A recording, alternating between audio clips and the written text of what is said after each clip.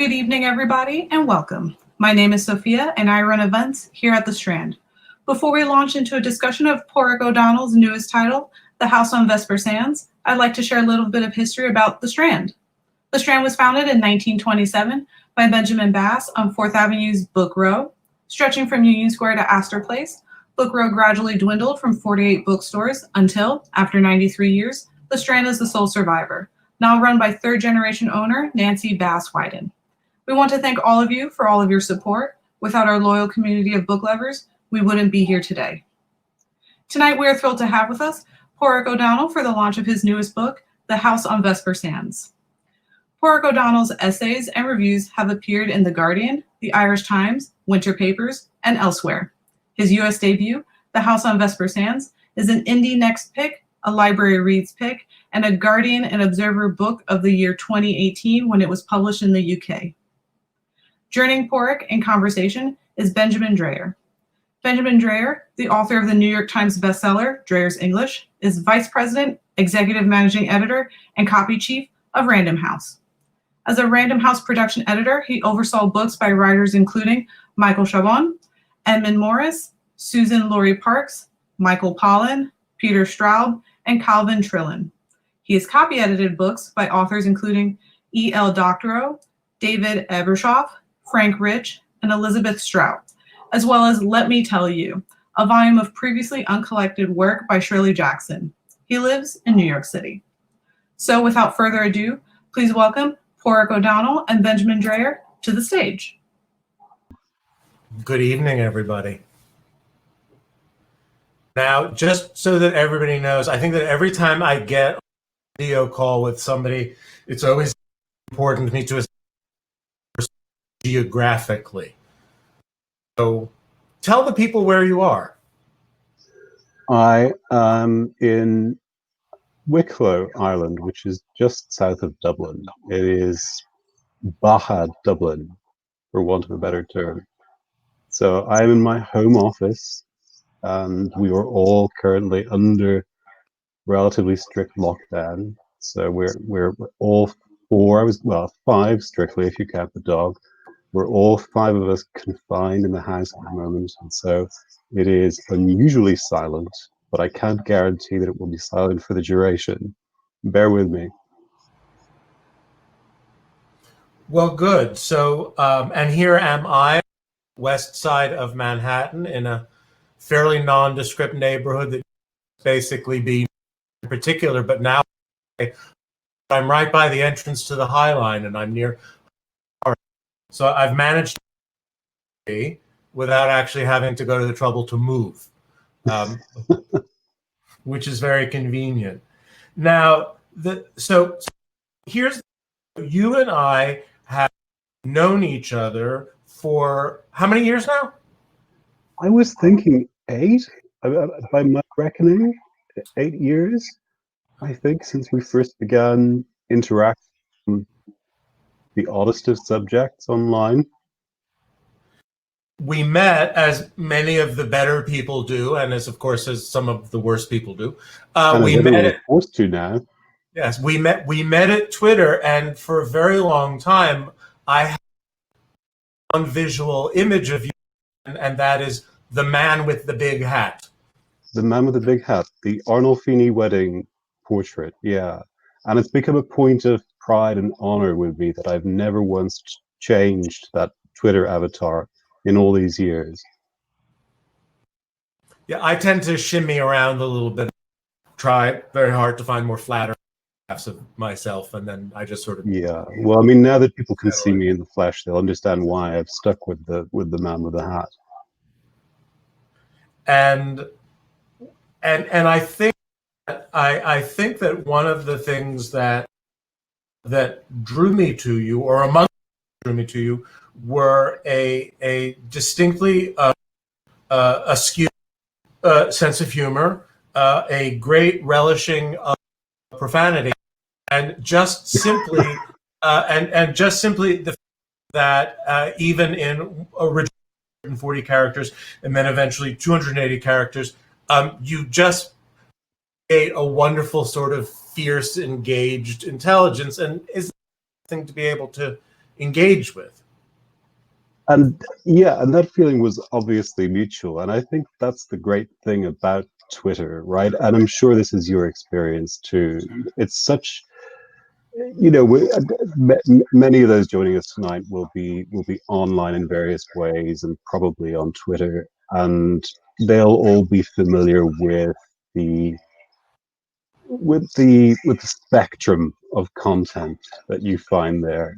And there's a lot to wade through, and there's a lot that's of lesser quality.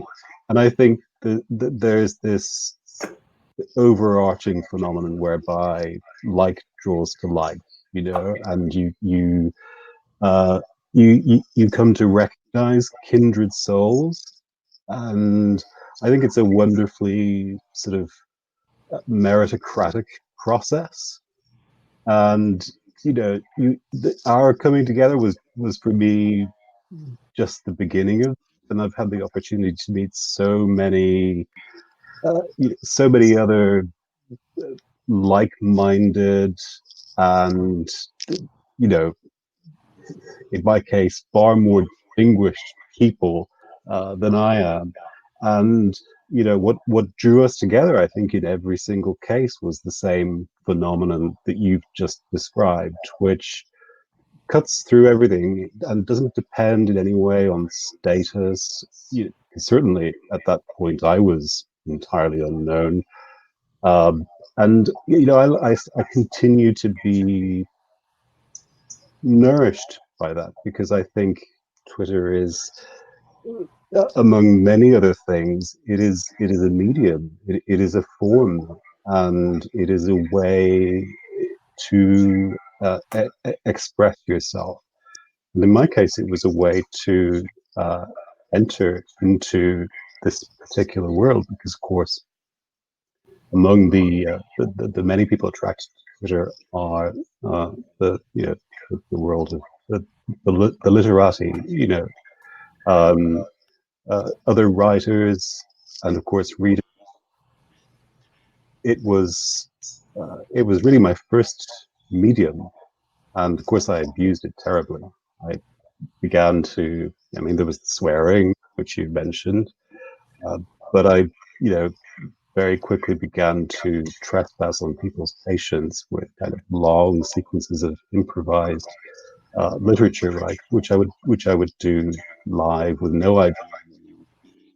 There were sort of recurring series of micro literature that would go on late into the night, with, in some cases, quite heavily fueled by alcohol. And those things eventually came to notice. And I don't think I'm exaggerating entirely to say that they may have swung me a book deal in the end, which is odd to say. I think there are many things to say in favor of Twitter. It's always easy to say bad things about Twitter, but for me too, Twitter has been a medium in which I met wonderful people that I would not otherwise. It's the place where I have actually relationships, even with authors in my own house, that I would not really have any interactions with, other than to sort of watch them go by as we were making their books. It's also for me, it's the place where I finally figured out what my writing was supposed to be for the book that I published for Dreyer's English, where I had written tens of thousands of words, bored myself silly, and finally of realizing that if I could translate the voice I had been cultivating on Twitter onto the page, I might actually have something, and it seemed to have worked, which is nice. Now, you could say, how many reprintings now? 11. It's nice. That will do. It'll be 2 years at the end of this month since the book went on sale. And I think I remember our chatting about the genesis of that book, and I hope being one of many encouraging voices, during that formative period that you discussed. Oh gosh, yes, absolutely. And yeah, I mean, 100 reasons and I were drawn to each other, but you know you have always been for me very sort of generous of spirit, and I've always appreciated that. One thing that is noteworthy is that a lot of relationships that begin and remain online, you and I actually met face to face. We have. We've been two writers getting coffee. In fact, I think we got sushi, didn't we? Didn't we Yes, go and we get did. sushi off Broadway? Yeah. Not off Broadway in the classical sense, but actually geographically off Broadway. Yes, a writer from The Office I haven't seen in 10 Indeed. months or so. And you admitted me to the sanctum in Random House Towers where the magic happens. Where the magic indeed happens. It's one of the things that we have had to adapt to in the months of the pandemic, and a lot of them have been things you've adapted to through gritted teeth. But one thing that's particularly nice is that we're having this here, whereas in normal circumstances, you might not have for the launch of your. But here we are.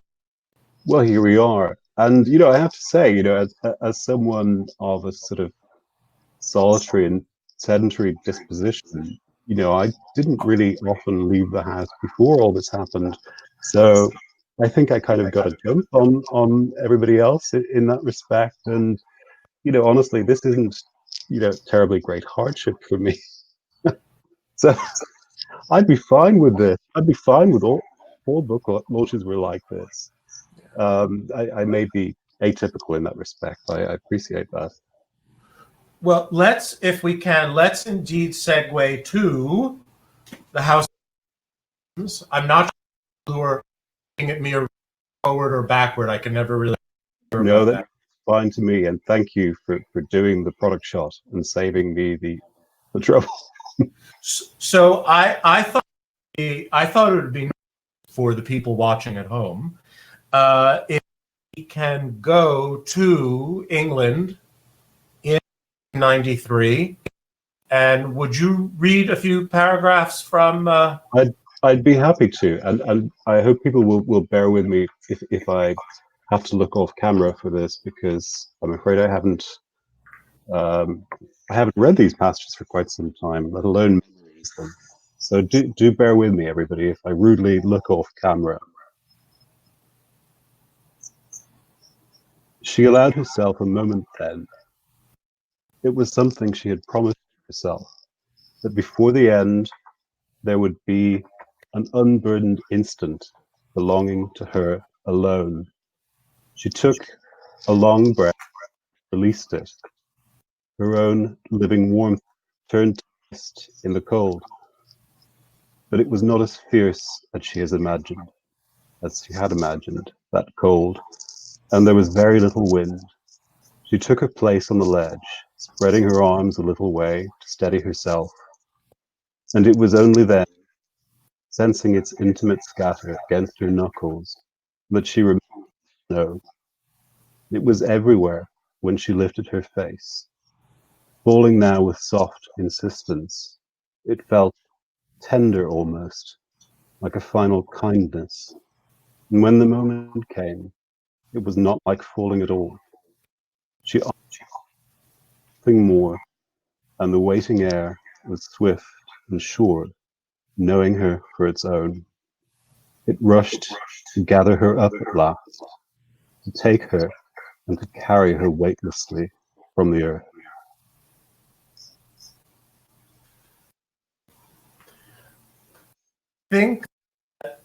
I think that the House on Sands does well. It does a lot of things, but that it does, and something that I enough to have a conversation last week with the author Ellie Williams, the author of the Liar's Dictionary, and the confession that I made then, and it's a confession I'm happy to make, is that particularly these last few months, my attention span is sometimes challenged, and mine too.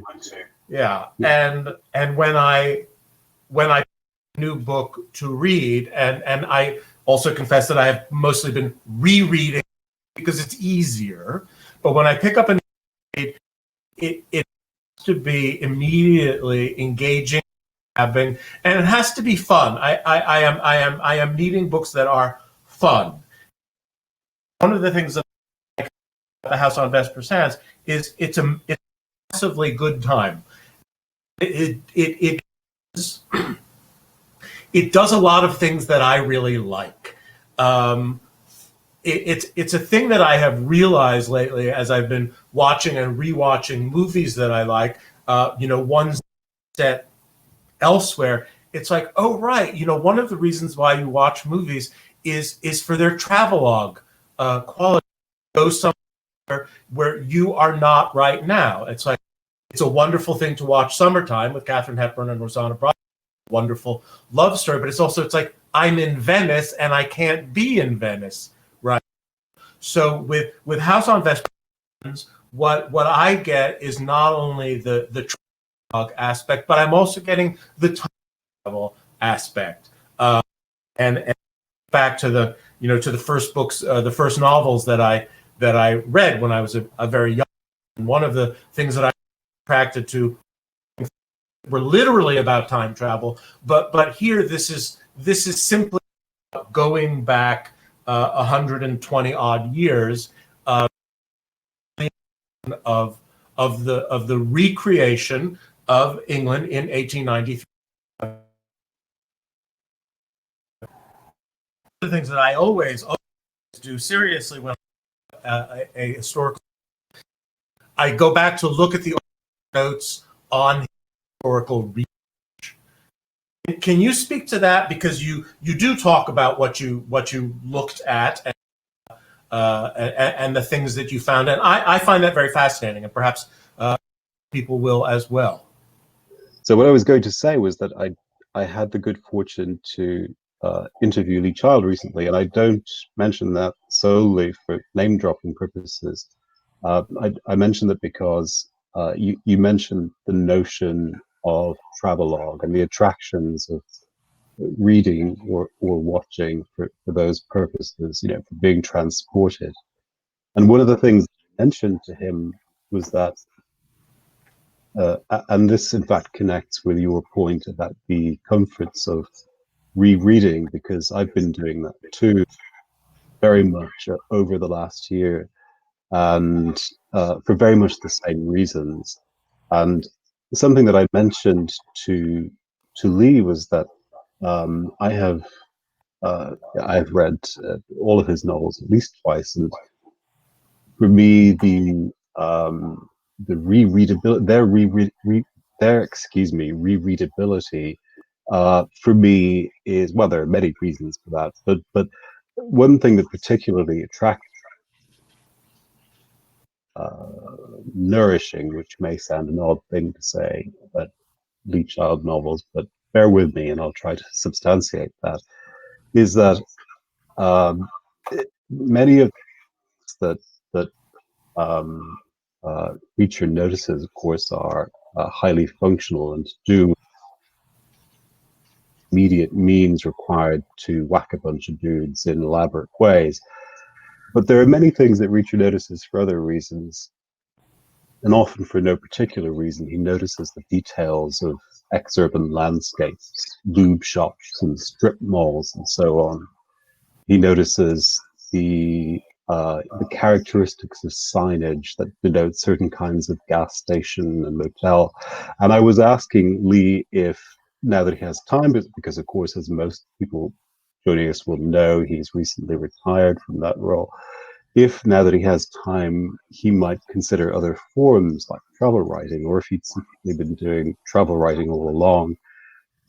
And the reason I bring that up is because, for me, choosing a particular historical period or location often doesn't have much more behind it in the way of reason than my need to establish a particular mood, if that doesn't sound too frivolous. Um, Very often, what I begin with as a writer, and insofar as I have a process, and I hope I can talk about having a process without sounding like a wanker, Benjamin. I'm not sure how well the word wanker translates. I'm thinking that's pretty much universally understood by now. We got it. Yeah. Okay. So I'm good with wanker. Well, without sounding too much like a wanker, my process, insofar as I have one, is that I begin with imagery because I tend to be highly visual. And I began with a single image, in this case, as I often do, of a woman on a snowy night standing above a street, contemplating the ultimate act of self-sacrifice. And I just knew that I needed the right circumstances in which this would happen. I also knew that I needed then to formulate an entire set of circumstances that would proceed from that, which is very often the way that fiction is, that fiction arises.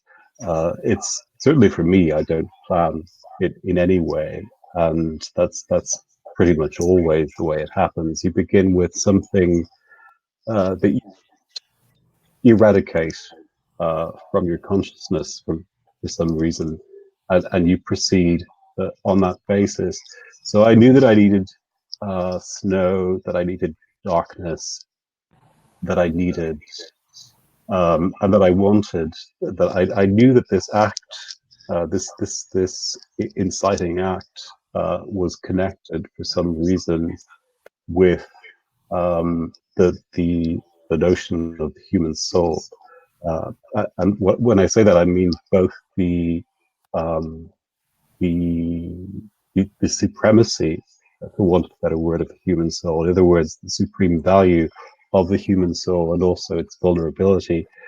So I needed a set of circumstances that would bring all of those concepts into play. And for some reason, I ended up writing sort of a detective novel slash ghost story set in late Victorian England.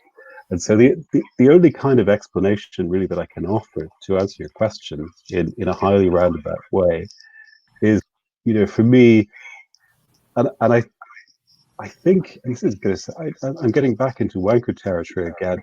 I think I coined this term in a conversation with some mutual friends of ours. But for me, books, in the sense of books that you write as opposed to books that I might read, for me, books are what I think of as occasions of language. In other words, they're elaborate excuses to write in particular ways, to introduce particular aesthetic forms to the page, and they're also occasions of imagery, occasions of atmosphere, for want of a better term. And so all I knew at the beginning was that this was the period that would provide me with all of the aesthetic and linguistic raw materials that I needed to do the thing that I was in the mood for doing. And I'm not sure for anyone listening, but that is quite honestly what for me at least, the genesis of these things looks like. Does writing come easily to you? It comes either easily or not at all. It's been very much the latter for a while now, because I think, like everyone else, I haven't had a wonderful time these last few months, and that tends to, it doesn't diminish the urge. In fact, I think the urge is probably more present and stronger than ever. But it, first of all, on a practical note, reduces the opportunity, and it tends to, all of what we've been through collectively, I think, tends to dissipate your focus And the pandemic aside, our focus has also been engaged for the last few years by political circumstances that I don't think we need to belabor here. So, that's one end of the spectrum. But when I do it, and as you'll know, I tend to I only have two line gears. I'm either online extremely or not at all. So my pattern tends to be that I disappear every once in a while for 6 or 9 months, and then I write pretty much every hour that God sends, and everything else is set aside. So yeah, those are the two modes for me. I remember years ago happening on a little couplet that in my head always something I like. The surprise for the writer, no surprise for the reader, and it years to finally figure out that I'm find out whose words those were. Something so much as they're Robert Frost's, and I've always loved. I mean, I've always loved that the idea that the writer cannot built entirely on what you know when you get started. You have to leave room to be surprised. Did you know where this novel was going when you started writing it? I mean, I guess basically the asking is, did you? No, I had not the slightest idea. And for me, that is necessary. That is that blankness is nourishing. I need not to know where it's going. I need all possibilities to be open. I do have, again, for me at the beginning, everything consists of blurry images. So I did have, and I can't mention the blurry image that ended up forming the ending because of the risk of spoilers. But that tends to be what I begin with, is a sort of an almost but not entirely opaque vision of where this thing is going, and everything in between is just TBD. You know, even in real time, I and I dislike the notion that characters are entirely autonomous. I dislike the sort of magicalized descriptions of the process of writing. It's not magical. Obviously, somebody has to sit down and do the intellectual labor of navigating these people through these scenes. But at the same time, I think the process is oddly self-sustaining, and there are internal dynamics that build up once you've animated a character. And this, I think, is how you know that something is working. The characters don't have autonomy. Obviously, they're constructs, but they become sufficiently real in fictional terms, that they become, if not animate, then kind of self-actuated. In other words, they will rely in particular ways in particular circumstances, and the characters prompt the circumstances, and those new circumstances inform prompt behaviors by the characters. And in the meantime, you're not sitting back in that process. Oddly it's an oddly in between state. You're both observing and participating actively. And so, yeah, the whole thing is just kind of a ride for me. I get to nudge things, and at the level of the text, I'm kind of obsessively attentive. But at the level of the narrative, often my editors will bear this out, because they often have to correct massive um, chronological or otherwise logistical errors. So at the level of the text, I'm kind of massively over attentive, and then at the level of everything else, it all just kind of works out. But I don't want to give people the wrong impression. This novel does have a plot. At the end of this, process that I've described, which sounds horribly amorphous and disorganized, something emerges that is recognizably a narrative and is recognizably a book. It just doesn't come about in any conscious or mediated way. You'll find authors are terrible, terrible witnesses to the process of their own work. I think you'll probably you will know that, Benjamin. So I've given a terrible account of what is, I think, fundamentally, in any case, a very messy process. And I hope people will give me the benefit of that the end product is not necessarily messy as a result.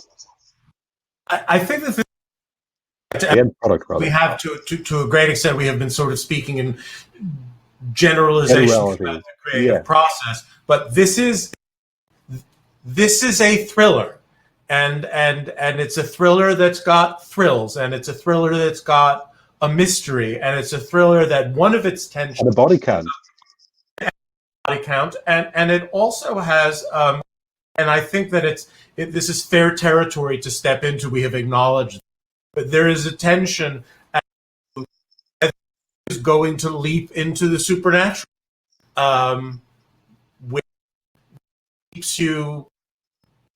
which really keeps you just sort of chasing it, page after page after page. One thing I like to focus on, because he is really one of the delights of the book. We have three main characters. We have Gideon, who is earnest and and we have Octavia, who is a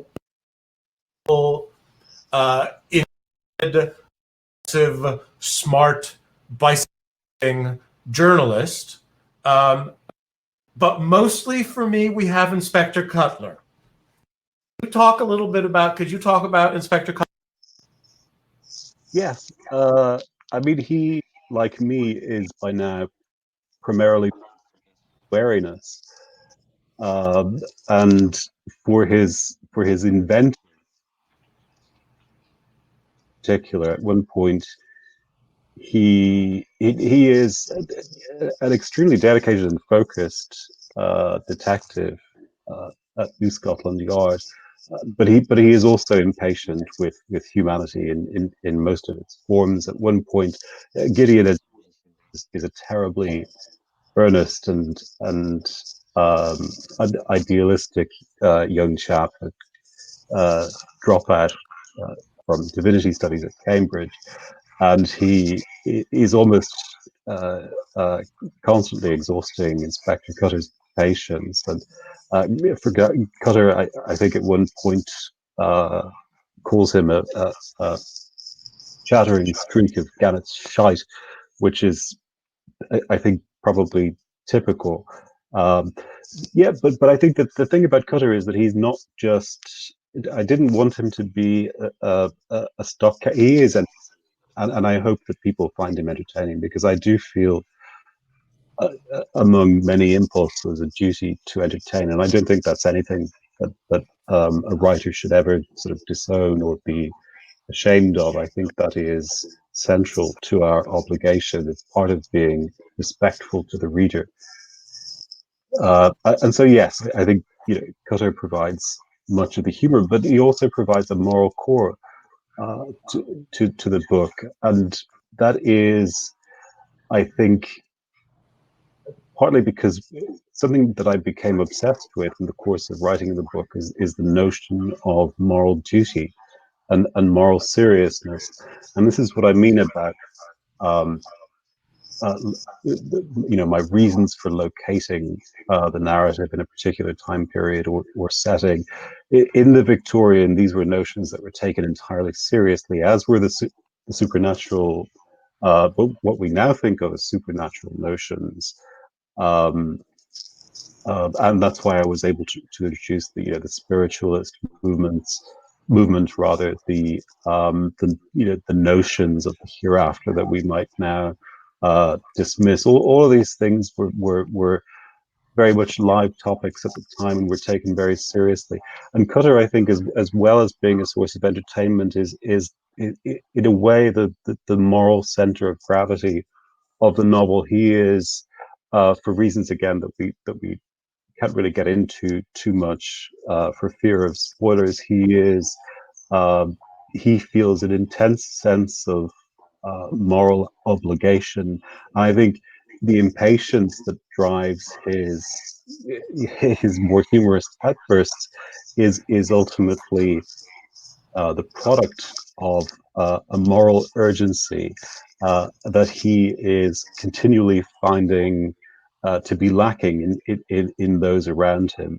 And that sounds a terribly high-minded thing to say, and it doesn't. I hope, at least, it doesn't come across that way in the course of the book. But that is the explanation for him. He is, although he would never admit it, and he doesn't often appear so on the page. He is driven by a terrible moral urgency because the things that are going on around him, and I think these are things um, that have close equivalence in the present day, and certainly did at the time of writing, are predations. The predations on the vulnerable, the predations by the powerful of the vulnerable, the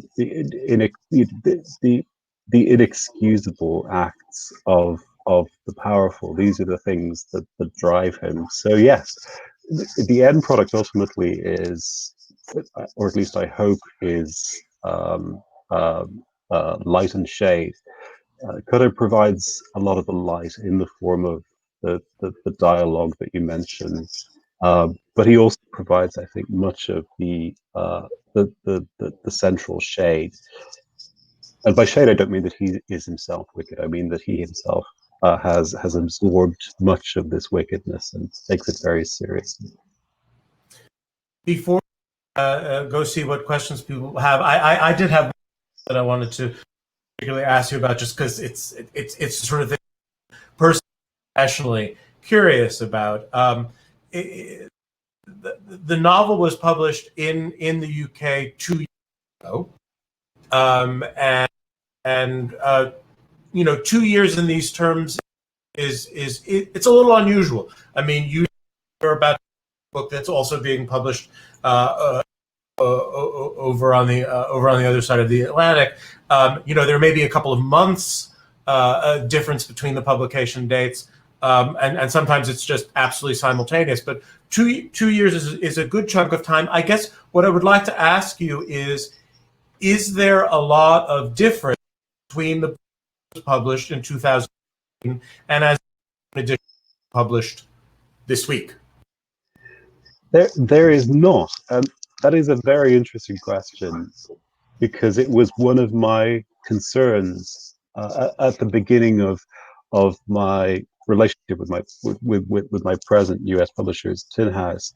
But I needn't have been concerned, because as it turned out, they and I'm not going to name check individuals here because I know who they are, but as it turned out, they didn't just buy the book; they loved the book, and they got the book.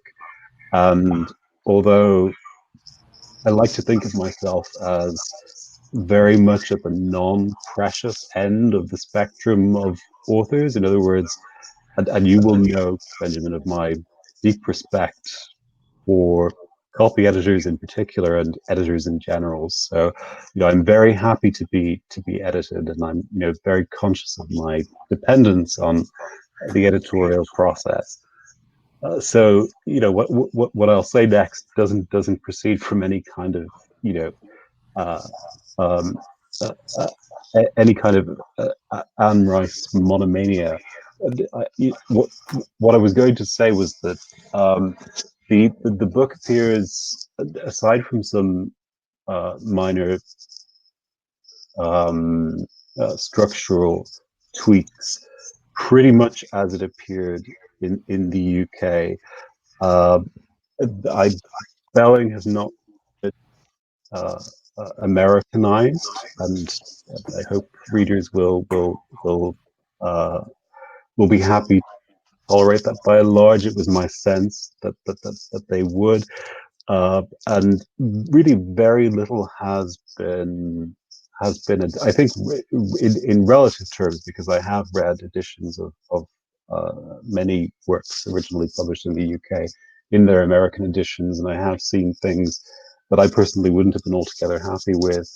And it wasn't by any means a contentious process. I think everybody just got that there was a lot about this book in terms of diction, in terms of its geographical specificity, its historical specificity, that just needed to be preserved for the entire thing to work. And luckily, my good friends at Tin House just entirely got all of that. And so while they all did pretty much the ultimate in due diligence, it survives pretty much as it was published, as it were, in the original. There's a really good question here from Debbie, and I'll read it out. The description of your writing process is fascinating, and it's one of the things that frightens me about writing, in the story about where it's all going. I never started a novel and abandoned it because in the end it wasn't working. Well, I think we all get that, Debbie, and thank you for the question. I think we've all had moments of doubt when we're sitting there facing the blank page or the blank screen. But again, all I can say is that, in our daily lives, so much of what we confront is beyond our control. This will be familiar to all of us at every level. We will pass somebody on the street who's being harassed, and we won't always be in a position to intervene, whether it's because of our physical circumstances or something else. Just to take one trivial example, we're all railing at one level or other against what's wrong in the world. That blankness is the place where you are entirely in control. And while I don't think that any of us, as writers, consciously sit down, and I don't think we should consciously sit down to exemplify any kind of behavior, I think that would kill a book stone dead. I think what you can say is that that void is the place where you have ultimate control. Not that ultimate control is a good thing, but where there is endless possibility, where anything can happen, where the world can be remade, and where what you end up with won't necessarily be a depiction of the world as it should be, but it will be the world as you transfigured it. And of course, because the process is the compact between writers and readers is such that the experience of fiction ultimately, as it arises from the page, collaborative, is it's not a top-down process. It's something that arises in an individual's head as a result of abstract symbols that were set down on a page, sometimes years ago, by someone else. What arises ultimately is something that reader and writer animate from that void, because they have found something there together, something that they share. And I think all of these are reasons not to be in any way inhibited blankness. It's where all of the good stuff comes from. It's one thing, and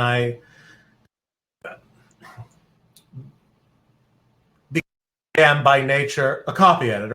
That's what I do. I'm always fascinated listening to writers of fiction particularly, talk about how things happen. I find it really just sort of a window opening, something that I still find sort of magical and mysterious. And I'm just so grateful. I hope that people who are with us tonight are at how you have illuminated this process, and yet not surrendered any of the sort of the mystery and the magic of it. So well done there.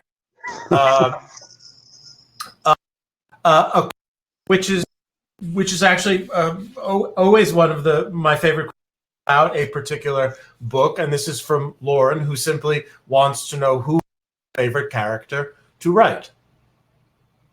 Who is my favorite character to write? Who's the most fun? I mean, Cutter was the most fun, and I'm assuming talking about characters from this book. So Cutter is clearly the most fun because his dialogue alone is. I mean, I could have written an entire book of just Cutter dialogue. I could have written an entire stage play of just Cutter dialogue. It's intensely fun to write, but you can't always be having fun at the keyboard, because if you are, you're probably doing something wrong. So I think Cutter was the most fun. Octavia was the most liberating, because she is in most ways the most transgressive character in the book, in the sense that she is consistently doing things that she's not supposed to be doing, not least bicycling to society functions in Mayfair and not changing afterwards. In fact, I had that pointed out by a reader or a possibly well-intentioned reviewer as a plot hole, that Octavia doesn't change after dismounting her bicycle before joining the society ball. That's not a plot hole. That's Octavia. You know, so that was part of the joy of writing her, that she was constantly sticking her nose in where it wasn't wanted, and was constantly at one level up to no good, but at the level that mattered, doing doing the right thing.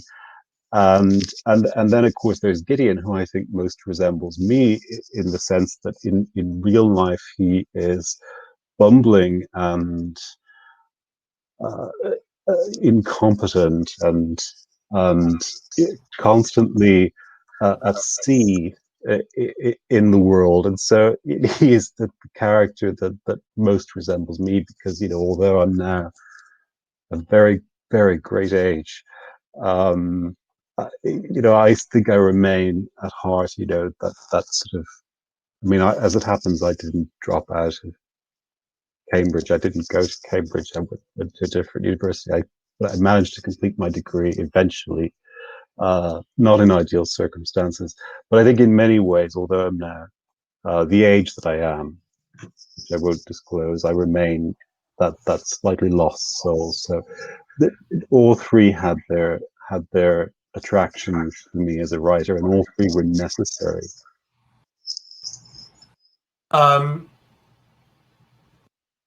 That's funny. Wait a minute. There was a question and I lost it. Well, let me see if I can view this right in. Oh, there it is. There it is. You say that your imagination is highly visual through your books. My question, are there movie directors or not whose work would be especially good or unacceptable this book into a movie? Wow. I would love to see a movie of this. And I know who I want to direct. I can't say that I would object either. And that's a contentious question. I will say that in terms of, because I mentioned atmosphere as being so so critical. I think that, I mean, I was going to mention Christopher Nolan, which may sound like an odd choice. And the reason why that name comes to mind is because a lot about the book is kind of almost operatic. It requires that all the dials be turned up to 11. And if not that, I think maybe David Fincher, I would be happy with. Not that these are remotely realistic prospects, obviously, but since you know, since the question just assumes an entirely blank slate, I may as well just shoot for the top, right? I was into the past and suspended between. I'm suspending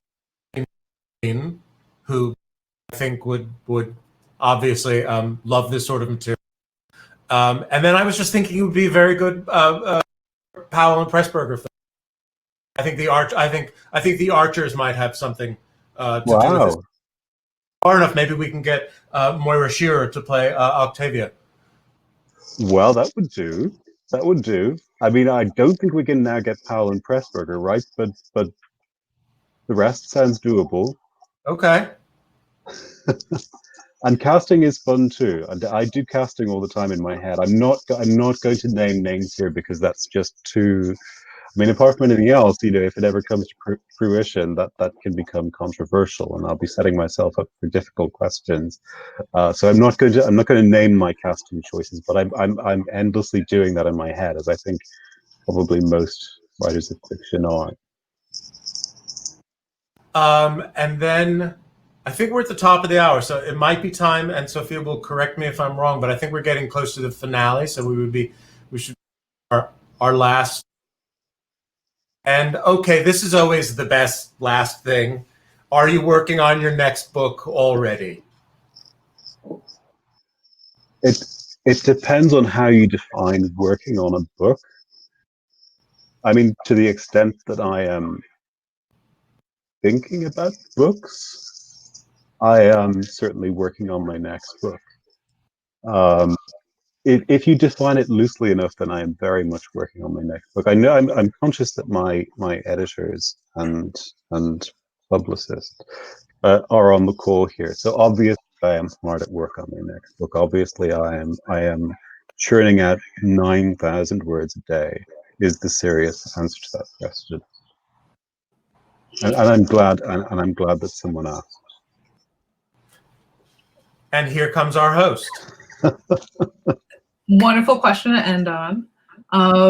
Thank you, our wonderful audience, for joining us. Thank you, Pádraig and Benjamin, for joining us tonight. Is there a great pleasure. Is there anything you'd like to tell our audience before we sign off for the night? Well, Benjamin, I'll let you go first because I've given you a sneak preview of my outro.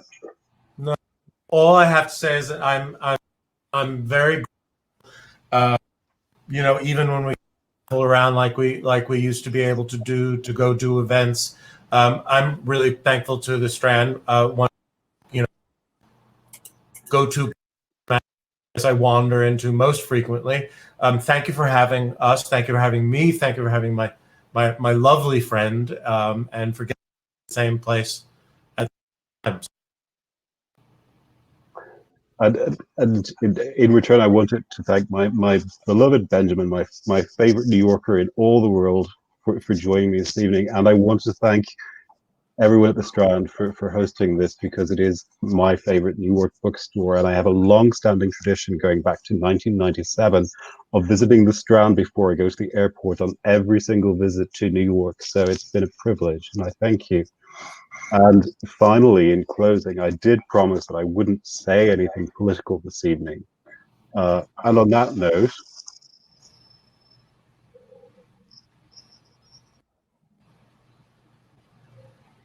I haven't said anything political. You're correct. I thank you all. Thank you, everyone. It's been an enormous privilege. Thank you so much for joining. Thank you. If If our audience hasn't already bought a copy of The House on Vesper Sands, feel free to use the purchase button at the bottom of your screen. Stay safe, everyone, and thank you for joining us tonight. Thank you so much, everyone.